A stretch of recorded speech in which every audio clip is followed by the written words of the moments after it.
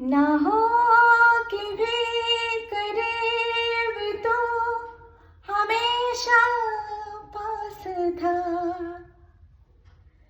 कि 100 जन्म भी देखते मैं तेरा रास्ता जो भी है सब मेरा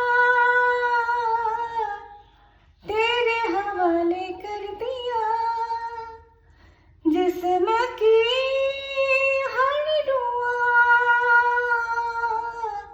तेरे हवाले कर दिया ना हो कि भी करीब तो हमेशा पास था। ভগবানকে ডাকার জন্য সবসময় মন্ত্রের দরকার হয় না, এভাবেও ভগবানকে ডাকা যায়। ভগবানকে ডাকার জন্য কোনো ভাষার আলাদা করে প্রয়োজন হয় না, যে কোনো ভাষাতেই ভগবানকে ডাকা যায়। উনি শুধু দেখেন আমরা কতটা একাত্ম হতে পেরেছি আর আমরা কতটা নিজেদেরকে উৎসর্গ করতে পেরেছি, তার উপর নির্ভর করে উনি সাড়া দেবেন কি দেবেন না।